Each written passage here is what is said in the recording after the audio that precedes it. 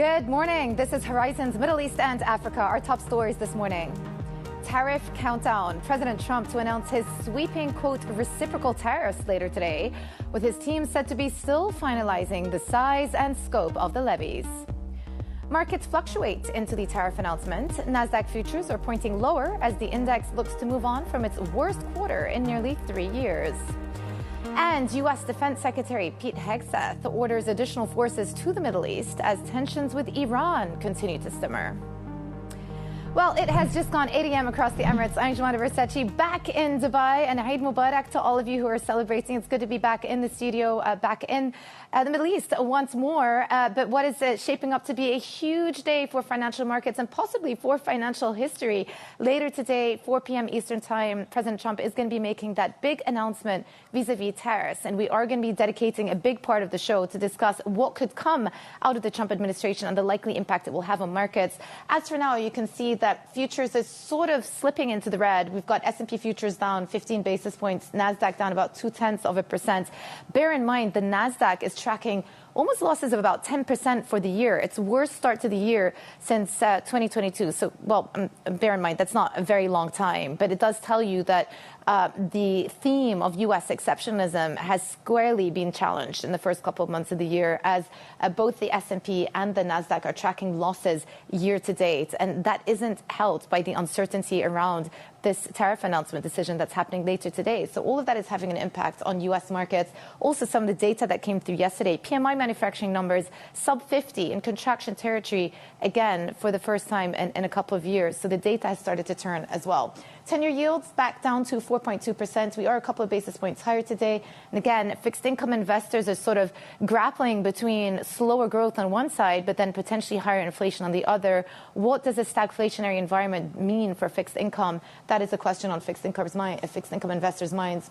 And then gold, we were talking about this toward the end of last week, up 0.4% through $3,100 now. We are technically about 19% higher for the year, the best start to the year since 1986 for the gold complex. And once again, uncertainty, geopolitics, inflation, uncertainty, all of that means money is going into gold. And this one is interesting because it just gives us a context of historic tariff rates on global goods. And you can see that up until just a couple of months ago, the rate was very, very low indeed. And now we're talking about potential broad tariff rates of anything from 20 to, an extreme case scenario, 30% on global goods. So it really will make a difference. And if you look at it in the context of history, what could be announced today could actually constitute a massive break from what we've seen in, ever, going back to the beginning of these charts and the beginning of global trading. So something to bear in mind, and also gives a little bit of context as to why today's decision is so important. Okay, let's check in on how markets in Asia are faring as well. Avril Hong is back in the Singapore studio, keeping an eye on markets for us. And interesting today, Avril, that the handover from Asian markets is actually pretty positive. Yeah, it's not that bad, all things considered, right? So you're seeing Asia stocks, mostly that scaling back of risk ahead of the tariff announcement. Japan, South Korea is underperforming, but Chinese stocks are managing slight gains. And on the Hang Seng Tech, some of this is being helped along by the EV makers after strong sales data for the month of March. But we also saw fairly good performances from the likes of Xiaomi and Alibaba. For Xiaomi, this comes despite investigations underway into a deadly EV car crash. For Alibaba, there's some optimism surrounding an upcoming unveiling of its AI model, but there has been also some finger pointing as to the gains in Chinese stocks because the ETFs that the home team favors are seeing gains today. That being said, for the board, take a look as well at how we're seeing it fairly steady on the renminbi, but that's not to say that traders are not bracing for volatility. You look at implied vol all the way into the 1 month. The overnight vol is where you're really seeing traders bracing. So it tells you what they are really keeping an eye on the next 24 hours or so. And, for China, it's not just about these absolute levels for levies. It's also about this outcome of that review on the trade deal and potentially as well that proposal on Chinese shipping. So giving you a sense of what markets, what traders are keeping an eye on. Jumana. Yeah, though also maybe let's just remind viewers that some of the tariffs on Chinese goods and the reciprocal tariffs on China on U.S. goods are already in place. It's difficult to keep track of all of this. Eva Hong in Singapore, thank you so much. Now, President Trump's reciprocal tariff plan is coming down to the wire, with sources saying his team is still finalizing the fine print, just hours from a planned event in the White House Rose Garden that he's been touting for weeks as pivotal for the U.S. Liberation Day. Liberation Day is the beginning of Liberation Day. April 2nd is a liberating day for our country. We're going to be getting back some of the wealth that very, very foolish presidents gave away. We're in the process of imposing reciprocal tariffs. The numbers will be lower than what they've been charging us, and in some cases maybe substantially lower, but we sort of have a world obligation, perhaps. Friend has been oftentimes much worse than foe. That money's going to be coming back to us in the form of tariffs. We're going to be very nice. Relatively speaking, we're going to be very kind. Okay, for more, let's bring in Bloomberg senior editor Derek Wallbank. Derek, good to have you with us. Look, I think the question on everyone's minds is what should we be expecting out of this tariff announcement later today? There have been loads of ideas thrown around. The Wall Street Journal saying that one option is a broad tariff on every single universal import that goes into the U.S., a rate of up to 20%. Another option is specifically applying it to a group of what they've called the Dirty 15 nations, or what the Trump administration has called the Dirty 15 nations. What are we expecting?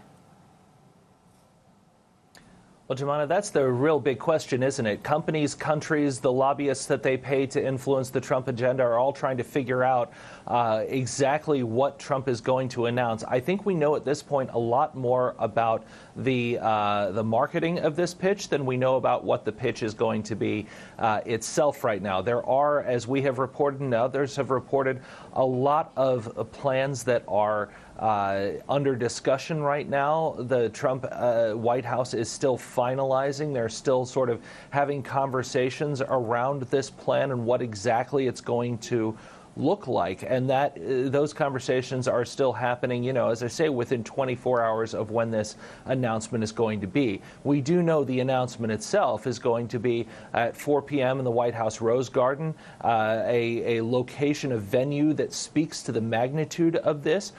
But, you know, as I say, there is a lot left to be decided. Now, one thing, and you noted in the introduction, that Trump has said that this will be less than what he thinks U.S. trade partners have done to the U.S. How that manifests itself still remains to be seen. But it is going to be, even if you sort of sit there and say this is going to be less than the maximal threat, this is still going to be substantially one of the biggest trade actions that the U.S. has put forward over the last century. The data just speaks for itself. Yeah, that was our terminal chart today, just tracking historically where tariff rates have been. And even in the Great Depression, Smoot-Hawley, tariff rates didn't get this high. So one of the other big themes from markets is that there has been so much uncertainty on policy. It's been really difficult for both consumers and for businesses to make decisions, informed decisions based on an outcome that may or may not happen.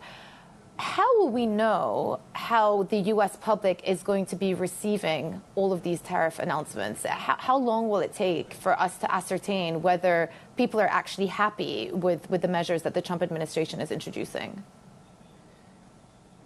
Well, it's a great question, honestly, and Republicans right now have unfettered control of Washington. They can and are largely doing as they wish. We have started to see a couple of special elections go forward. We had two in Florida just in the evening, very Republican districts. That is Donald Trump's new home state. One around Daytona, one in the Florida Panhandle. Both of those stayed in the Republican column, although by less than the margins that they won by in November. At the same time, in the battleground state of Wisconsin, I was very closely watching a state Supreme Court race that Elon Musk had poured millions of dollars into and indeed had traveled to Green Bay to try and shore up support. He had warned in apocalyptic tones of what might happen if Republicans lost. Not only did Republicans lose in a state that Trump carried last time, it was about a 10-point swing away from Trump's own victory margin. And that continues a little bit of a trend we're seeing in some special elections where Democrats have had a little bit more success in the early days of the Trump administration. Way too early to read too much into that. But there are some signs there that maybe there is a little bit of an electoral move away. At the same time, again, those sorts of things can be all sorts of hopes and dreams, but the simple reality is that Donald Trump controls the White House, his party controls the Senate, his party controls the House, and his party has a 6-3 edge on the Supreme Court in terms of justices appointed by the various parties. So there is not much that is going to happen in Donald Trump's Washington to constrain Donald Trump unless Republicans themselves decide to be a constraining party, and that has not happened yet. So what you can expect is that whatever Donald Trump does announce from the White House is going to be the policy going forward. Yeah. Well, thank you for the context there and the reporting. Let's see what happens in the next 24 hours at Bloomberg's Derek Wallbank. All right, to continue the conversation, joining us now is Christopher Smart, Managing Partner and Founder at Arbroath Group. A great day to have you on, Christopher. Do you think that today, we're going to look back at today and view it through the lens of this being one of the key defining moments of financial history, the same way the Smoot-Hawley Act was back in 1930, and that it sent shockwaves not just through the U.S. economy, Wall Street, but also through the global economy as well? Well, Jumana, Eid Mubarak to you as well. I think it is a big day, and I think we are going to be drawing a whole lot of meaning from it in a variety of ways, particularly from an investor's point of view. First of all, everybody's going to be looking at those top line numbers. How high are the tariffs? How much trade flow do they cover? My guess is that they may come in on the lower side, but tend to cover a broad range of goods coming from a variety of different countries and trading partners. I think the second thing we're going to try and draw out of this announcement later today at the White House is how much this tells us about President Trump's trading strategy going forward. Is this really a way of negotiating, escalating to de-escalate, as Secretary of Treasury Scott Bessent talks about? Or is this a way of trying to drag a lot of production back to the U.S. and decouple our relationship with China? Yeah. And then the third thing, importantly for markets, is to just give us more certainty and more transparency. So let me come back to what exactly the Trump administration is trying to achieve here, because he talks about the perceived grievances in terms of how the trading system is structured. He wants to right that. So the question is, if he is using these tariffs as a negotiation tactic, then that also may be perceived to be at odds with the other potential goal, which is to raise revenue out of it to perhaps compensate for the tax cut extensions that are going to come later in the year. And so where do we end up? Is he trying to get to a deal, or does he want to raise revenue out of tariffs, do you think? Well, I think the answer is yes. It's both of the. In fact, it's more complicated than that. There is an element in this that is to renegotiate a fairer trading relationship. There is an element in this which is to decouple from China and bring manufacturing back. And there is an element in this that is involved in raising revenue. And the problem, as we all know, is you can't really do all three. One thing that we know markets will do is find a way around the tariffs or around any kind of barrier that's put up. So I don't think we can look at this as a reliable way of filling the gap for the deficit, and it's really going to be mainly focused on those other two elements, I think. Okay, so let's say he comes out with this broad announcement of a 20% import rate, tariff rate on all imports to the U.S., and the markets react really badly. Is there such a thing as a Trump put? Will he then? That would be bad for risk assets for sure. But do you think Trump would respond to that? Is there still such a thing as a Trump put? Or is he so focused on his legacy now that the stock market reaction is less relevant? Well, I think going into the election, going into the inauguration and the first few weeks of the administration, those of us working in markets, and as I was talking to my clients, I think there was a sense that the one thing we thought we knew about President Trump is that he was very sensitive to market reactions to his policies. But at least in the last couple of weeks, and I think that's what has worried investors the most, he has kind of pushed back on that and said, well, we're going to have to endure a little bit of pain. Secretary Besson has talked about a little period of detox for the U.S. economy. So I think he is not impervious to pain. He is going to respond at some point to a market sell-off. But I think at least right now, initially, he's willing to take a little bit more market volatility to drive through these policies. I would be, I hate to go out on a limb here, 20% across the board is going to be a big deal. And he at least has been signaling, and I think advisors have been pushing him to be a little bit more focused, a little bit more directed with the tariff. So I would expect a lower number, again, to be covering a broader range of products. It could be lower number and broader range, or it could be just targeted at specific nations. Remember, they've also shortlisted what they've called as a bunch of dirty nations when it comes to trade practices. Let me bring it back to markets again, because the consistent theme, and I brought this up with a reporter earlier, is that there's been too much uncertainty in the air for businesses and for consumers. Once this announcement is out of the way, do you think people will start feeling more confident again in the outlook that, okay, we finally know what the tariff announcement is, so we can make all those decisions that we've been holding off? No. I think that we were all wishing for that period, and I think there is some sense that we're going to get a little more insight into the president's tariff strategy. But I think we also know from this president and from his record that whatever is announced today isn't going to be the only tariff that we're going to hear about. Already we've been hearing about secondary sanctions against people who trade with Russian oil or Venezuelan oil. I think we know that there are copper tariffs coming, maybe pharmaceutical tariffs and others down the line. And, this is somebody who believes that tariffs work as leverage for completely unrelated to trade kinds of issues.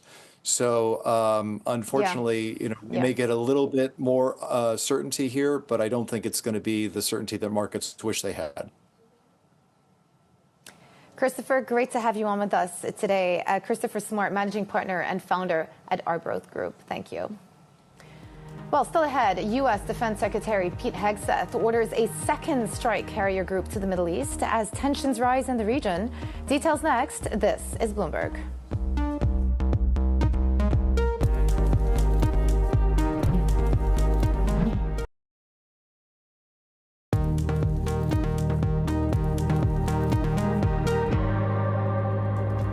Welcome back to Horizons Middle East and Africa. I'm Joanna Versace in Dubai.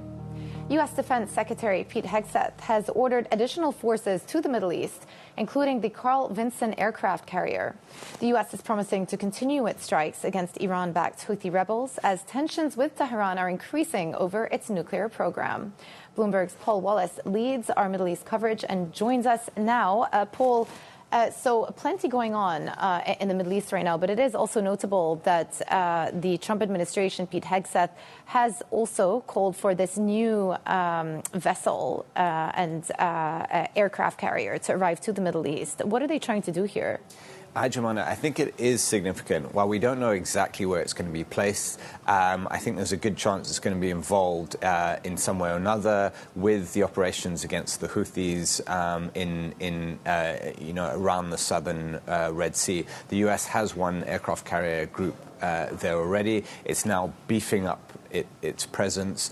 It's hitting the Houthis every night. Their daily strikes on the group. Donald Trump says it's been the Iran-backed group has been weakened materially and severely degraded in terms of its ability to hit ships with missiles and drones and also to attack Israel. But it's still standing. So I think this might be a sign from the Americans that they think they need to do more. It's also putting pressure on Iran. Yeah, and we've seen a renewed round of airstrikes on Beirut suburbs. What do we know about what Israel had been targeting? And does this effectively mean that the ceasefire between Lebanon and Israel is on the verge of collapsing? I think it shows just how shaky that ceasefire is. It began in mid-November, and as fragile as it was or is, broadly it has still held. Both sides have accused each other. Hezbollah and Israel have accused each other of breaking the terms.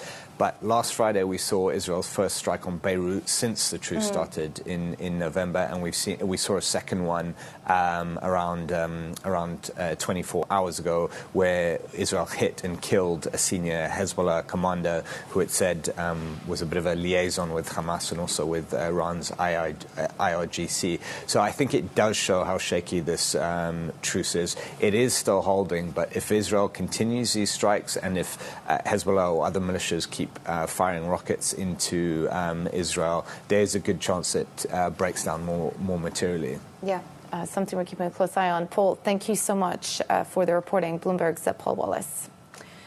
Now, Ukraine's foreign minister says officials are working with the U.S. to reach an economic deal hours after President Trump accused Kyiv of trying to renegotiate it. The top diplomat says Ukraine is prepared to endorse an agreement that provides security aligned with a significant U.S. business presence. President Zelensky says he will choose legal advisors for these negotiations with the U.S. in the coming days. And still ahead this hour, we'll ask Sebastian of Terebinth Capital how markets are weighing President Trump's so-called Liberation Day tariffs. That's coming up later. This is Bloomberg.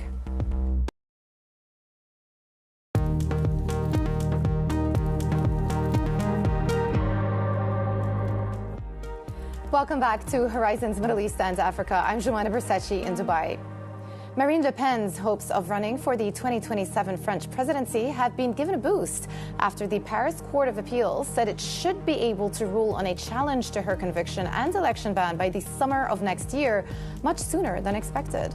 The far-right leader was found guilty of embezzlement on Monday and immediately banned from running for office for 5 years. And U.S. Senator Cory Booker has set a chamber record with a speech that lasted over, listen to this, 24 hours. The New Jersey Democrat criticized President Trump and Elon Musk for disregarding the rule of law and the Constitution. Booker's speech comes with Democrats already looking ahead to next year's midterm elections and the 2028 presidential race. Wow, 24 hours. I'll give my executive producer a run for his money if I went on for 24 hours here. All right, a look at equity futures as we head into this important tariff announcement. Things are leaning towards the red. A lot of uncertainty in the air. S&P futures down 0.2, Euro stocks down 0.3. Coming up, we'll take a look at how Airbus is strategizing around the transatlantic tariff war. Our report from the plane maker's headquarters, that is coming up next. And this is Bloomberg.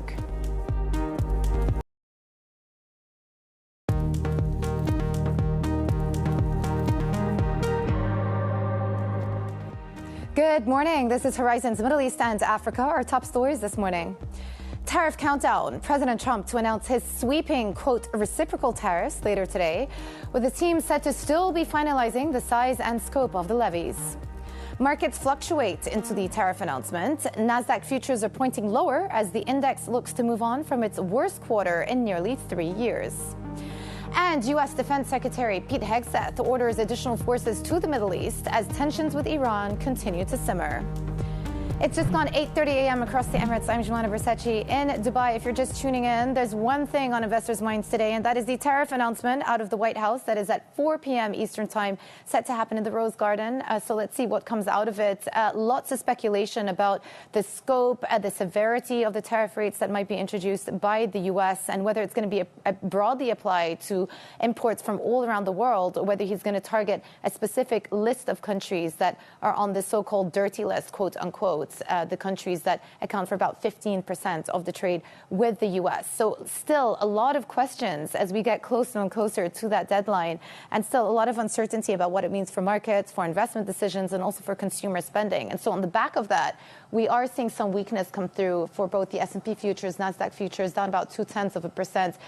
Earlier on, we were talking about the fact that the NASDAQ is down almost 10% year to date. This is its worst start to the year since 2022. So it hasn't been a great start for U.S. equities because of all of these questions about policy. 10-year yield sitting below 4.2 now. 4.19 is where we are, a couple of basis points higher. But again, still there grappling with this idea of slower growth, but at the same time, potential inflationary headwinds to come through on back of higher tariff rates. And then gold, once again in focus, up 0.3%, all-time record highs. We spoke about this last week, $3,100. We've broken through that to the upside. We are tracking 19% gains for the year. Money keeps going into the safe haven. But let's give you context. Context changes everything, as we like to say at Bloomberg. This is a historical chart of average tariff rates around the world. So you can see up until, well, basically last year, the tariff rates were low. They bumped a little bit higher after Trump's first administration, first term. And now you can see that with all of this talk of potentially applying broad tariffs of 20% plus, we are going to go up to levels never actually witnessed or seen historically. So this is what we're staring at today. This is why today is such a big moment in financial history. We have never potentially seen tariff rates this high being applied to goods imported into the U.S. That is why it's significant, and that is why it's going to have global repercussions.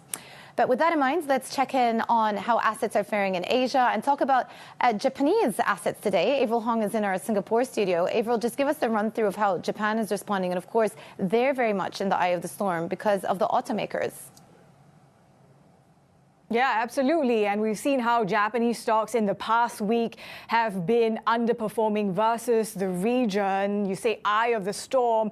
These levies could hit the automakers quite squarely, but there are some strategists out there. And it's interesting that you're seeing gains on the Nikkei today that believe that after the tariff announcement, after the initial decline, maybe that might be enough to draw dip buyers back in. Maybe we see a bounce back, and they are highlighting the so-called 2018 playbook, where we saw the topics actually hovering near 6-month lows prior to the imposition of tariffs on China, and then it later rebounded. I guess the difference this time around is that, these tariffs are going to squarely hit Japan.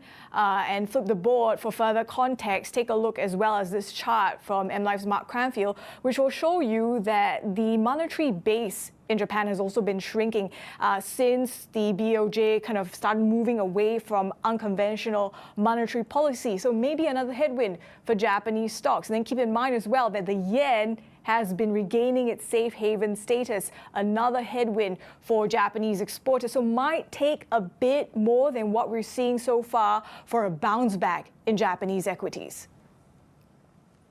Yeah, Avril, thank you for the context. Avril Hong in Singapore. Now, as we count down to President Trump's big tariff announcement in a few hours, a closer look now at how they could affect the world's biggest plane makers. As Bloomberg's Guy Johnson reports from Airbus headquarters, the French aerospace giant may be better placed than its U.S. rival Boeing in a global trade war. These giant nacelles will soon become the key connection between an Airbus aircraft and its jet engines. Supplier Safran makes about 400 of them every year here in France.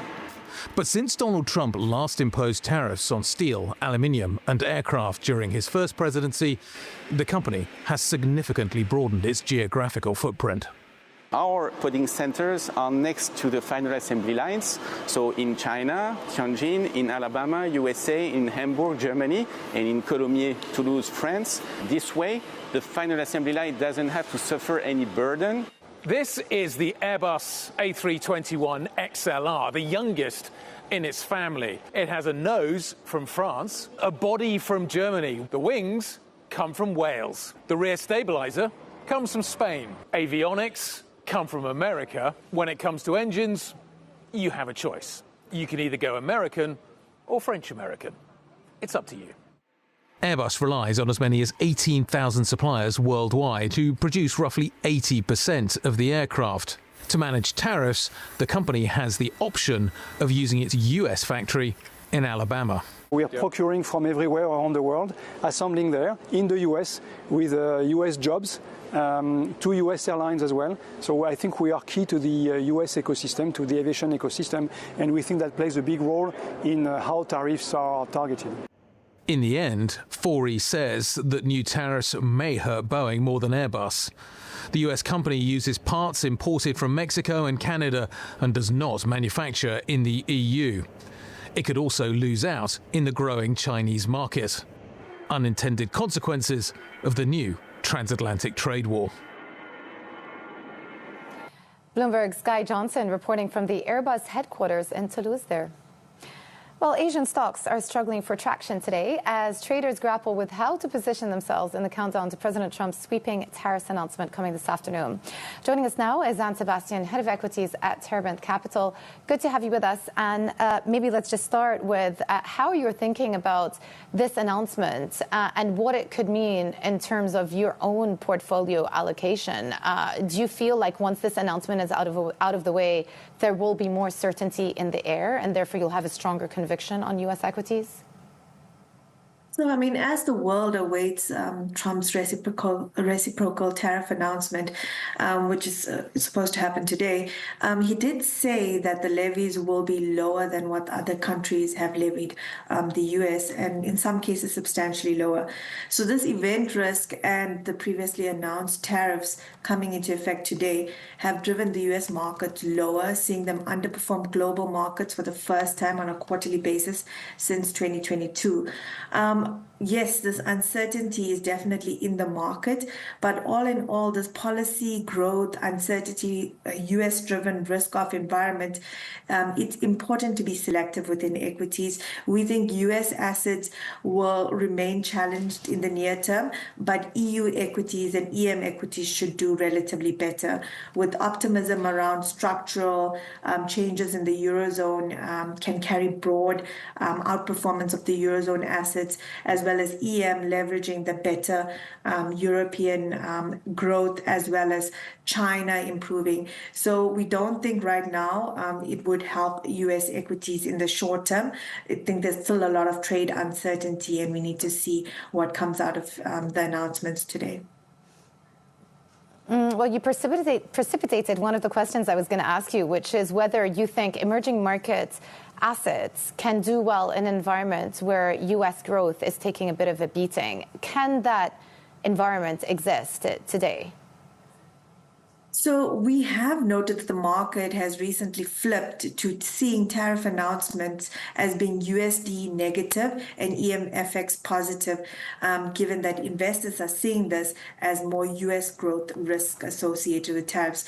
So despite this policy uncertainty, you've seen EMFX brush off a lot of those concerns, but the foundation of optimism is less secure. It's more about dollar weakness. And as global trade tensions persist, and EM portfolio flows are still sparse, we're not saying that it would be a great environment for EM assets. It is really on the back of a weaker dollar. Even the so-called green shoots in China and the more decisive government hasn't resulted in a positive spillover to EM assets. So recently we are seeing that any tariff announcements have been positive for EMFX and negative for the US dollar. But it's not a good structural underpin for EM assets, but rather a weak dollar environment. But we do think relatively EM equities and EU equities should do better than US equities in the short term. Yeah, let me ask you a question that's a little closer to home. Today, the National Assembly in South Africa is voting on the budget. And obviously, there's been a lot of controversy around this budget. Didn't pass the first time around. What is at stake for South Africa and for the direction of travel, not just economically, but also politically, if the budget doesn't pass today?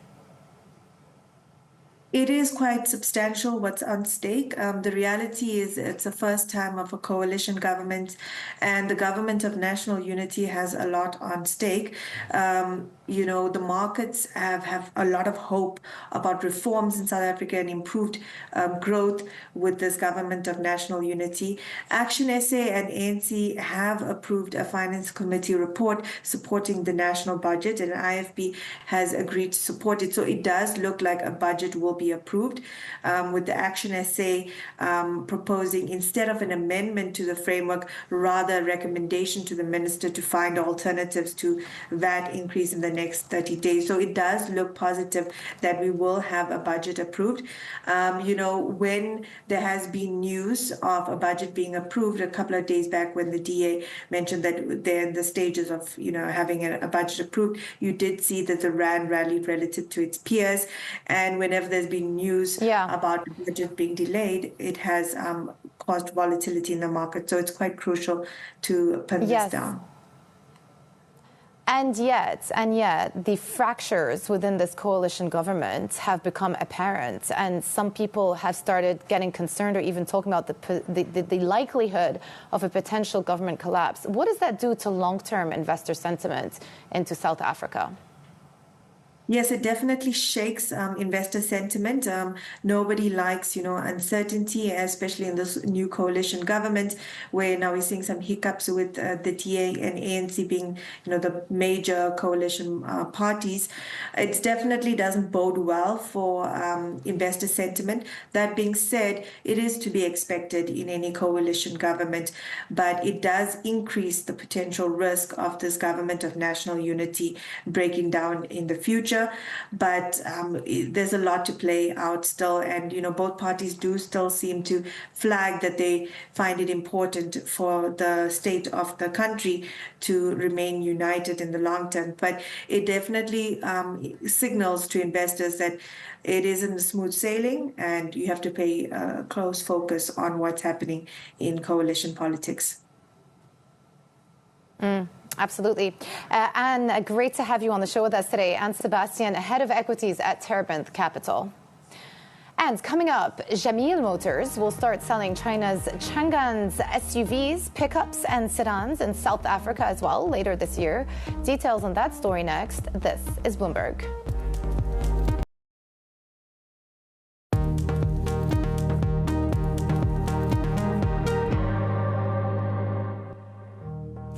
Welcome back to Horizons Middle East and Africa. I'm Jumana Versace in Dubai.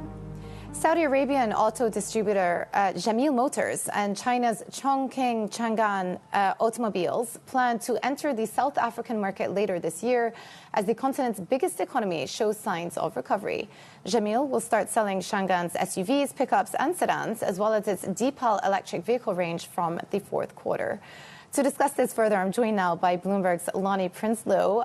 Lonnie, we were just talking about South Africa on the prior segment, a big budget potentially going through the National Assembly today. So that's on the political side of things. But I guess actions and announcements like this from the likes of Saudi Arabia, from China, sort of just underscore that the South African economy is becoming a very interesting one for the global investment community.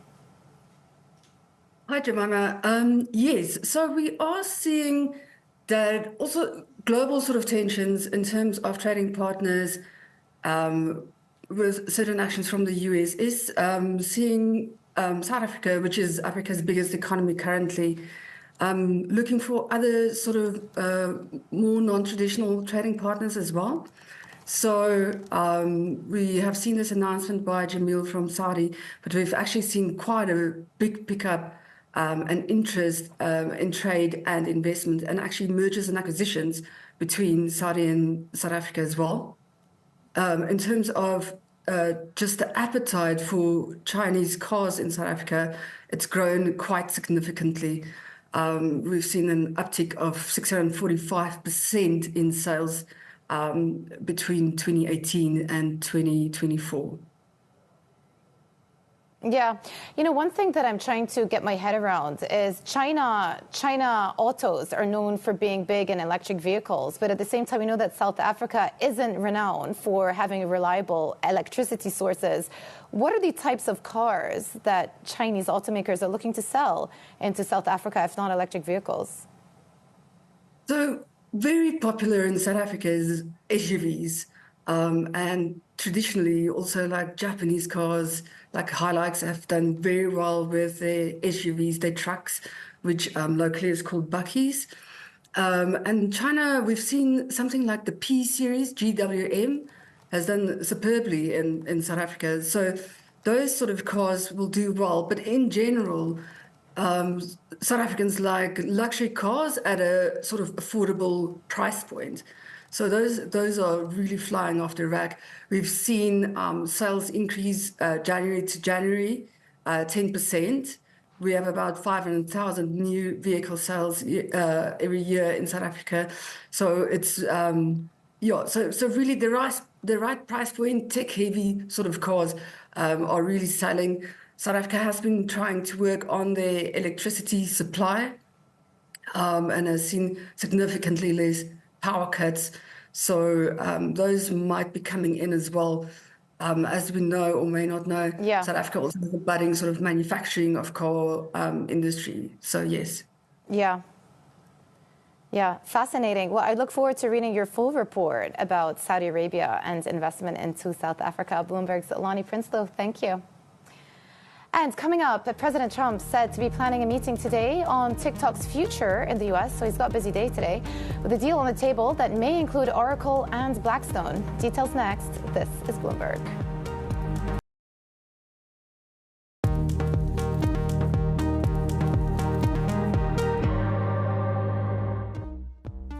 Welcome back to Horizons Middle East and Africa. I'm Jumana Bersachi in Dubai. President Trump is said to be meeting with senior officials on Wednesday to consider a proposal for divesting TikTok's U.S. operations from Chinese parent company ByteDance. For more, let's bring in China correspondent Min Lo in Hong Kong. Good to see you, Min. Again, it's sad we're not in the same studio anymore. What do we know about this meeting that President Trump is holding later today? In conjunction, I would say, with that big tariff announcement, he's also having a meeting to discuss the future of TikTok and ByteDance. What do we know? Yeah, so President Trump will be meeting with Vice President J.D. Vance, who is helping with the negotiations of this forced sale of TikTok, along with other senior officials. And we understand from sources that there is a proposed deal on the table that could involve a joint venture with Oracle and Blackstone, possibly some other investors as well. We're not likely to see a huge financial investment from Oracle, given that a lot of their cash flow has already been tied to the construction of data centers. They are already pretty heavily settled in debt because of a previous acquisition. So possibly a smaller stake from Oracle, but their role there is to provide a security guarantee to ensure that there is no backdoor for Chinese authorities to get access to these US data from that app. And in some ways, Oracle is the perfect partner here, given that they already provide a lot of this cloud infrastructure to TikTok as part of the Project Texas, which was a voluntary move by TikTok to try to ring-fence US data on US soil, although that wasn't enough to convince lawmakers not to pass that divest or sale law. So the next step, we're counting down to April 5th, which is the deadline for that divestiture. Although Trump doesn't seem too urgent about that deadline, he seems to be confident that he will be able to get another extension if this deal doesn't come through. Yeah. Let me just ask you about the China position on all of this. Are they okay in principle with divesting of ByteDance and its crown jewel, TikTok? Yeah, so at this point, it is not clear whether ByteDance or the Chinese government were involved in any of these conversations at all.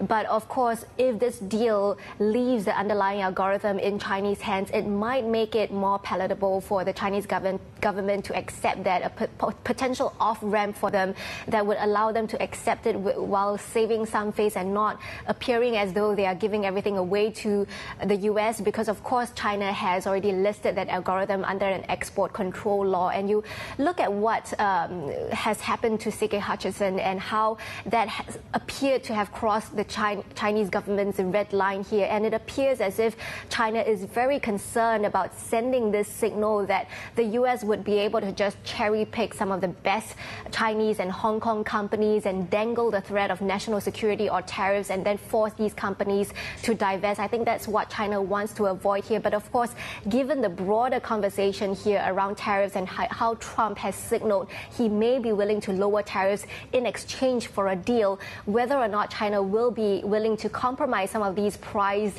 companies is the question I guess we have to wait until tomorrow to see what China would do.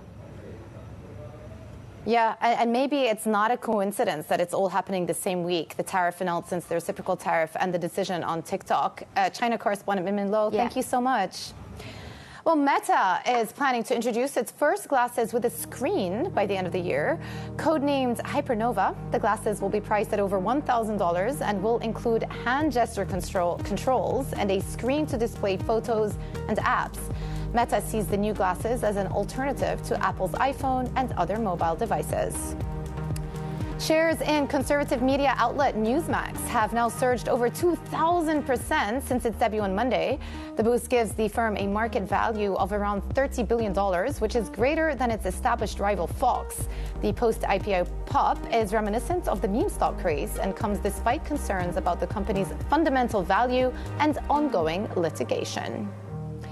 And the billionaire co-owner of English Premier League football club Aston Villa has officially quit Britain. Registry filings reveal Egypt's richest person, Nassif Sawaris, now lives in Italy. It is the latest example of Britain's rich elite quitting the UK in response to changes in laws affecting wealthy individuals, including higher taxes and levies on private school fees. And it is Tariff Day. A reminder to everybody of what Trump is calling Liberation Day. Futures are leaning towards the red ahead of that decision. It comes at around 4 p.m. Eastern time, so very late our time over here in Dubai. We'll have all the analysis for you tomorrow on what happens post-announcement, but markets are leaning towards risk-off. That was it for our show today. Horizons Middle East and Africa. I'm Jemana Bersachi in Dubai. Stay with us for Daybreak Europe. This is Bloomberg.